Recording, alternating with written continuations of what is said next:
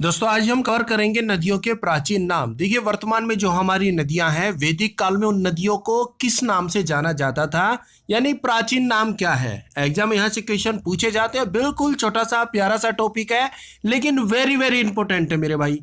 इस चैप्टर से मुश्किल से 10-12 क्वेश्चन बनते हैं जो कि बार बार एग्जाम में घुमा फिरा कर पूछ लिए जाते हैं और हम हो जाते हैं कंफ्यूज। लेकिन अब इन सबको हम ट्रिक से याद करेंगे और ये आपको चुटकियों में याद हो जाएंगे। एक बार वीडियो देखने के बाद आपको लाइफ टाइम दोबारा इस चैप्टर को पढ़ने की जरूरत नहीं पड़ेगी। तो भाई स्वागत आप सभी का जीके महात्मा जी में। चलिए शुरू करते हैं फटाफट। पहला क्वेश्चन, चिनाब नदी को वैदिक काल में किस नाम से जाना जाता था। आपको 3 सेकंड मिलते हैं। Option B Askini. देखिए चिनाब नदी को वैदिक काल में जाना जाता था आस्किनी नदी के नाम से। अब ट्रिक से कैसे याद रखेंगे, वैसे तो आप भूल जाएंगे। चिनाब का हो गया जनाब, चिनाब जनाब। आस्किनी, आस्की के चक्कर में मत पड़िए। जनाब आस्की छोड़ दीजिए, आस्की के चक्कर में मत पड़िए। आस्की के चक्कर में घर बिक जाते हैं। चिनाब का हो गया जनाब, जनाब आस्की छोड़ दीजिए। तो चिनाब नदी का वैदिक काल में नाम था आस्किनी नदी। नेक्स्ट, झेलम नदी को वैदिक काल में किस नाम से जाना जाता था। Option C Vitasta. देखिए झेलम नदी को वैदिक काल में वित्सता नदी के नाम से जाना जाता था। अब वित्सता के स्टार्टिंग में आ गया वित्त।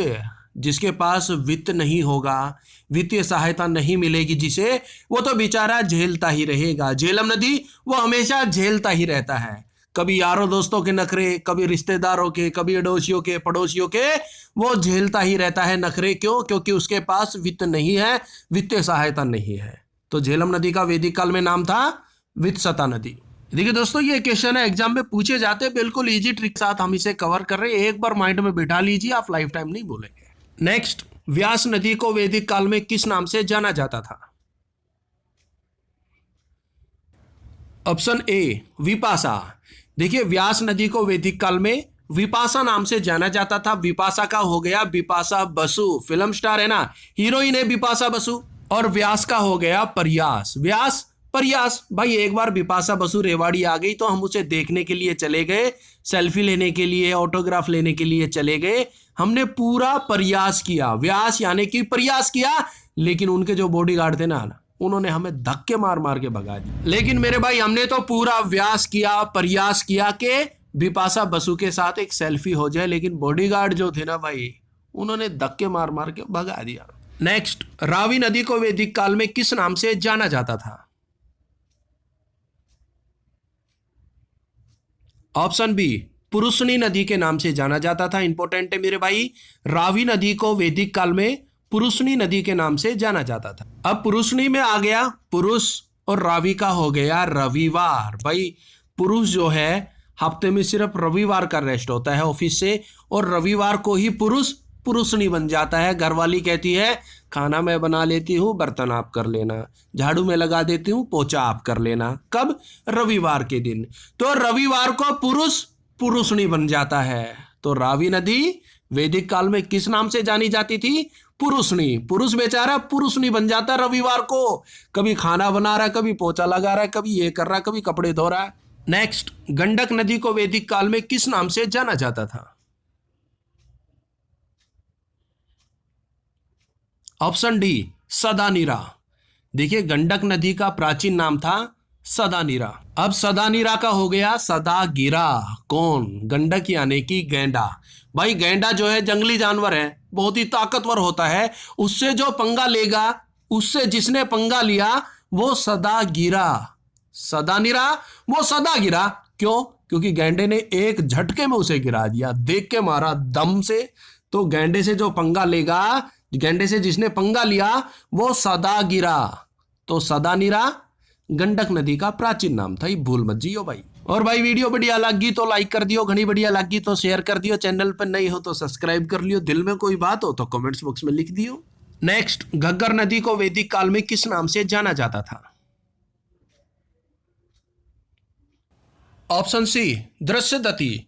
देखिए घग्गर नदी का प्राचीन नाम था दृश्यदती।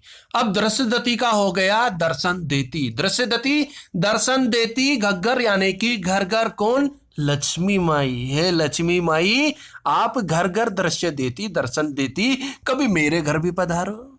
लक्ष्मी माई कभी मेरे घर भी दर्शन दे दो। तो घग्गर नदी का पुराना नाम हो गया दृश्यदती नदी। नेक्स्ट, बिल्कुल लीजिए मेरे भाई, सिंध नदी को वैदिक काल में किस नाम से जाना जाता था? बिल्कुल लीजिए ऑप्शन डी, सिंध नदी के नाम से ही जाना जाता था। बिल्कुल लीजिए, ट्रिक की कोई जरूरत नहीं है भाई, दोनों सिमिलर नेम हो गए। एक पॉइंट और नोट कर लीजिए, देखिए सिंध नदी वैदिक सभ्यता की सबसे महत्वपूर्ण नदी मानी जाती थी। देखिए व्यापारिक दृष्टि से उस समय यह नदी बहुत ही महत्वपूर्ण थी। इस नदी का वैदिक काल में बार बार जिक्र होता है। नेक्स्ट, सतलुज नदी को वैदिक काल में किस नाम से जाना जाता था?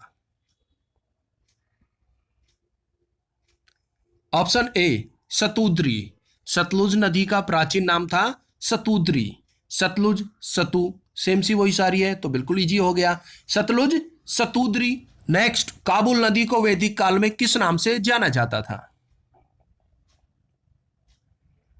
Option D, Kumbha.